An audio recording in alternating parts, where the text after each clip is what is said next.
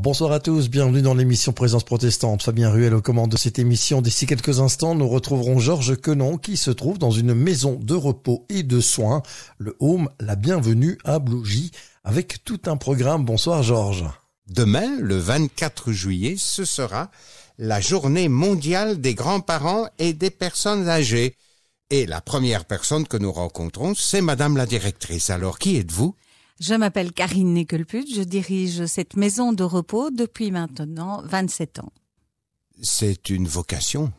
C'est surtout avant tout vivre dans une maison, et dans une maison, eh bien, c'est un partage des besoins des différentes personnes qui agissent dans cette maison, et c'est surtout très enrichissant au niveau relationnel. C'est une communauté, c'est une famille. C'est une famille. À gérer avec ses difficultés, avec ses besoins, et surtout en intergénération, puisque nous nous retrouvons ici avec en général des personnes qui ont une moyenne d'âge de 85 ans, mais qui sont soignées par des membres du personnel, et ça va de 18 ans à presque l'âge de la retraite.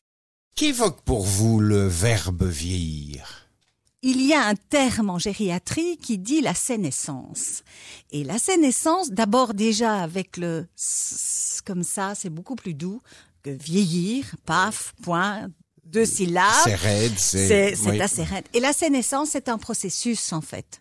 Et c'est une évolution peut-être vers des pertes, mais ça reste une évolution.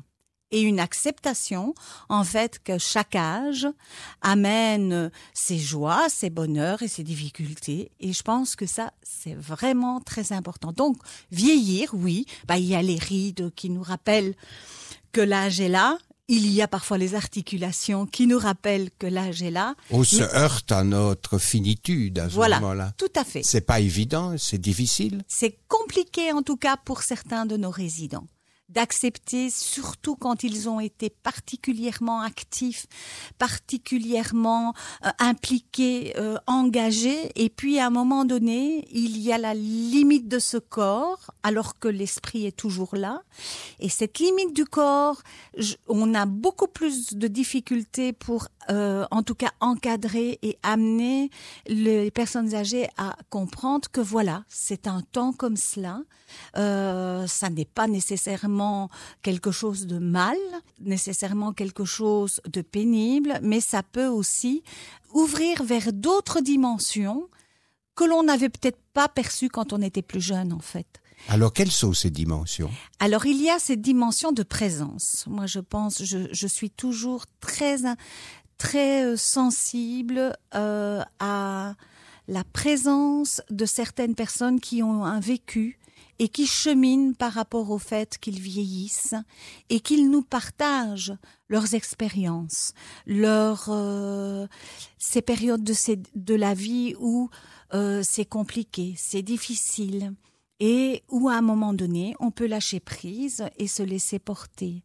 Mais c'est aussi, je dirais, cette sagesse, parce que toutes les personnes âgées ont une forme de sagesse, même dans leur révolte.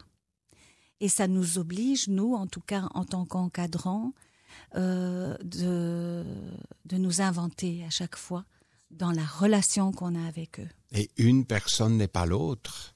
Voilà. Donc il faut réinventer chaque fois une nouvelle manière d'entrer en relation. Voilà, tout à fait. Et ça, c'est un peu compliqué dans le milieu médical.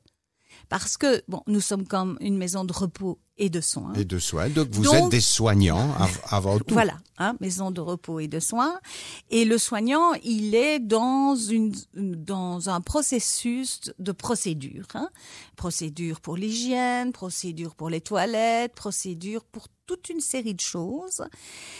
Et on oublie parfois, parce qu'on a un cadre-temps dans lequel on doit s'inscrire pour apporter un bien-être à un grand nombre de personnes, on oublie parfois de s'inscrire dans la dimension du temps du résident. J'aimerais qu'on amène ça dans la maison de repos. Nous ne sommes pas que des soignants, on a de l'accompagnement à faire. Si on veut que notre métier s'enrichisse et soit quelque chose de facile à vivre, nous devons nous enrichir des relations que nous avons, même dans les relations conflictuelles. Et dans le relationnel, dans le partage, ne fût-ce que des émotions, on sent que il y a un vrai handicap dans nos sociétés. Alors, il y a toute une série de formations qui nous sont proposées pour parler de nos émotions, pour ne pas les refouler. Mais je pense qu'on n'a pas encore bien avancé dans ce domaine-là, en tout cas dans notre secteur d'activité. On est trop un petit peu dans la rentabilité. Oui. Et pas beaucoup, malheureusement, dans l'humanité. Oui. Eh bien, si vous le permettez, nous allons faire un petit tour dans les chambres et voir avec certains résidentes, ce que pensent de leur vieillesse, de ce troisième âge. Avec plaisir, je vous y emmène. Merci à vous deux. Voici notre première rencontre de pasteur Claude Autoire, pasteur retraité qui vit dans la maison de repos. Ma femme était prise du Parkinson. Donc ici, elle a été soignée convenablement. C'était le docteur Villain, qui est aussi organiste à Dour, qui l'a soignée, et avec des spécialistes. Voilà, donc un peu comment ça s'est fait. Ma femme est revenue à la vie, en quelque sorte, avec les rencontres qu'on faisait, avec les activités. Elle venait manger à la salle à manger, etc. Quand j'étais tout seul, que je ne devais plus m'occuper d'elle, j'ai commencé à aller d'un coin à l'autre, rencontrer un, rencontrer l'autre, et discuter avec l'un, discuter avec l'autre. Et voilà ce que je continue à faire de temps en temps ici, avec les voisines. Je vais chercher l'une, je la conduis chez l'autre, on bavarde, etc. Ça fait passer le temps. Je vais toujours voir le garçon qui était paralysé. Avec lui, je vais le voir. Et le samedi, je fais un petit culte avec lui. On est occupé des activités et la vie de la maison. Et alors, évidemment, j'ai ma fille qui vient me voir toutes les semaines, ma fille qui est handicapée aussi. Mais enfin, tant qu'elle sait venir, elle vient. Et le dimanche, elle vient me chercher pour aller au culte à Dour. Et ici, nous avons le culte le mercredi. Voilà, un peu tout ce qui se passe. Et on retrouve à présent la voisine du pasteur Claude Autoire. Il s'agit de madame Gisèle Dupas. Alors, racontez-nous, comment vivez-vous ici? Très bien. Écoutez, je n'ai jamais regretté d'être ici. Je vis très bien ici, comme si j'étais chez moi. Je suis bien entourée, tout le monde s'occupe bien de moi, aussi bien les infirmiers que les aides-soignantes. J'ai un bon copain, Claude, qui, si j'ai un problème, il est prêt tout de suite à m'aider, quoi. Ce que je fais ici, je lis, mais des choses illustrées. Parce que des livres complets, je ne sais plus. Mais ce que je fais beaucoup, ce sont des mots fléchés. La crainte que j'ai, c'est de tomber. Parce que je suis déjà tombée plusieurs fois. J'ai eu le col du fémur cassé et je ne sais plus beaucoup marcher. Mais j'ai beaucoup de joie avec mes enfants qui me téléphonent tous les jours et qui viennent me voir une fois par semaine. Merci en tout cas Gisèle pour ce témoignage. Georges, je vous rends les commandes de l'émission.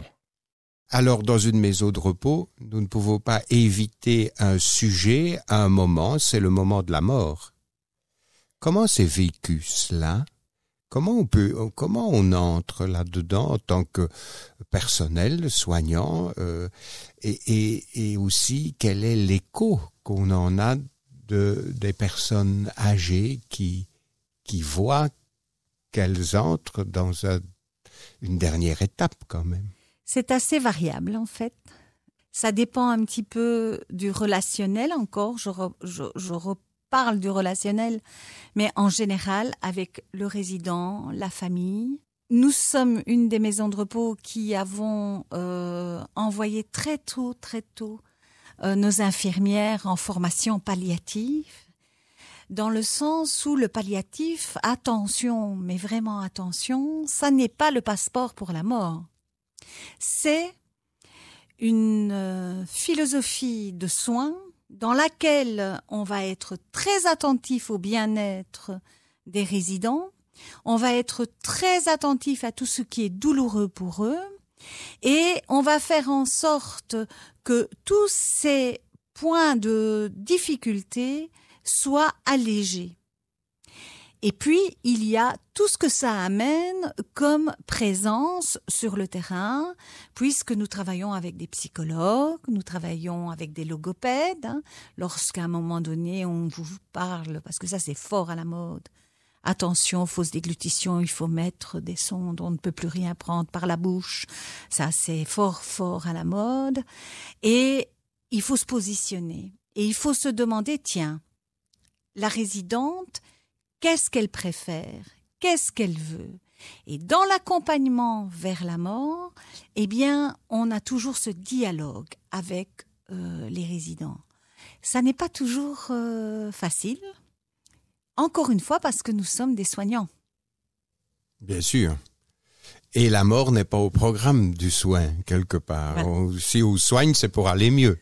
Voilà, tout à fait. Donc, parfois, il faut prendre du temps, parler. Et nous avons pris le parti grâce, je vais dire, à l'équipe de médecins coordinateurs que nous avons dans notre institution. Lorsque nous avons un patient, un résident qui est en partance, tout le monde le sait. Le personnel ici, il a le droit de passer du temps quand les gens sont bien. Et ils ont encore plus le droit quand les gens sont en partance. Et c'est pour ça que l'on vit toujours le départ en pleine clairvoyance, donc on dit les choses. Dire les choses, en parler et accompagner les familles dans ce processus d'acceptation. Bien sûr, il faut que la personne qui accompagne trouve aussi une certaine sérénité par rapport à la mort. C'est pas non plus évident. Alors, on a beaucoup de diversification d'encadrement, mais sachez quand même, bon, nous sommes quand même une maison protestante, hein. Nous avons une très très belle relation avec le doyenné de Dour, et nous avons un très beau partenariat aussi bien avec les pasteurs que voire des représentants laïcs. Et lorsque nous les interpellons par rapport à un résident qui parfois le demande, hein, donc il est important qu'on réponde à cette demande. Eh bien, on met tout en place, en tout cas, pour qu'il y ait cette présence auprès du résident et qu'il y ait ce partage auprès du résident. Une présence, ce n'est pas nécessairement une parole. Oui, ça peut être une présence silencieuse qui est bienfaisante aussi. Voilà, tout à fait. Parce que parfois, face à la mort, on est un peu désemparé. On ne sait pas ce que l'on peut faire, quelles sont les limites. Et surtout ce que l'autre est en train de vivre intérieurement. Là, il y a quelque chose à la fois d'intéressant, de très, très important, mais on ne se doute pas, il ne partage pas nécessairement toujours. Alors parfois, vous avez certains résidents qui vous disent « je suis prêt ». Donc lorsqu'on est à leur chevet, eh bien on sait qu'ils sont prêts. Donc on est dans l'accompagnement du toucher, dans l'accompagnement juste parfois de la musique, parce qu'ils aimaient la musique, mais on sait qu'ils sont prêts. Et puis, il y a ceux qui luttent.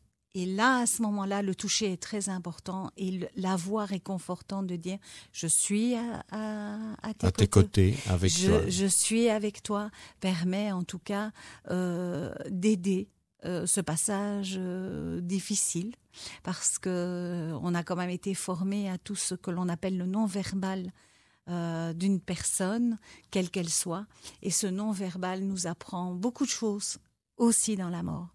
Donc, il faut que nous soyons attentifs à cela et que l'on soit prêt, en tout cas, à cheminer. Alors, le mot de la fin pour vous?